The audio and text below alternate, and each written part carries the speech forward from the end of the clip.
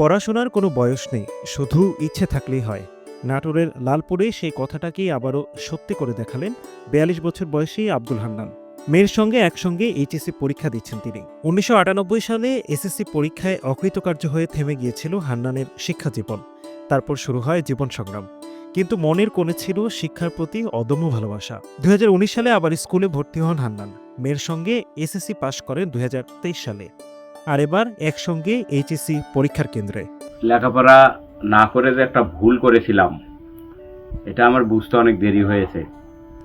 সেই জন্যেই আমি আবার স্কুলে ভর্তি হই এবং লেখাপড়া করি, এবং আমি আর আমার মেয়ে একসাথে হয়ে গেছে।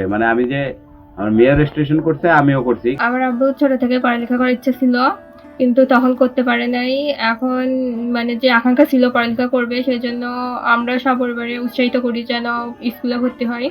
তারপরে এই তো স্কুলে ভর্তি হওয়ার পর আমরা একসাথে বাবা মেয়ে এসএসসি পাস করি, এবার ইন্টার পরীক্ষা দিচ্ছি। এই ঘটনাটি এখন আর শুধু তাদের পরিবারে সীমাবদ্ধ নেই, এলাকায় ছড়িয়ে পড়েছে এক অনুপ্রেরণার গল্প হিসেবে।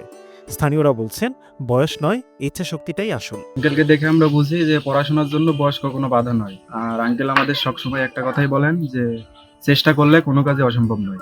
আমাদের এলাকার গর্ব যে আমরা দেখছি যে বাপ বাপ মেয়ে একসাথে এসএসসি পরীক্ষা দিচ্ছে।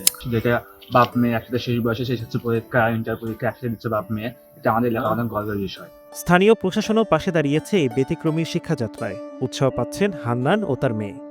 বাবা এইচএসসি ভোকেশনাল এবং মেয়ে এইচএসসি পরীক্ষা দিচ্ছে জেনারেল থেকে। তো এটা আসলেই একটা প্রশংসার দাবিদার, কারণ আমরা জানি যে শিক্ষার কোনো বয়স নাই। কারো যদি ইচ্ছা থাকে যে কোনো বয়সে এসে কিন্তু এই শিক্ষা লাভ করতে পারে। তাদের যে কোনো সহায়তা যদি প্রয়োজন হয়, সেটার জন্য আমরা উপজেলা প্রশাসন তাদের পাশে থাকবো ভবিষ্যতে। একটা বেঞ্চে বসে হয়তো দুজনেই পরীক্ষা দিচ্ছেন, কিন্তু তারা আসলে ছুঁয়ে দিচ্ছেন হাজারো মানুষের মন। বয়স যেখানে থেমে যায়, সাহসের শুরু যেন সেখানে।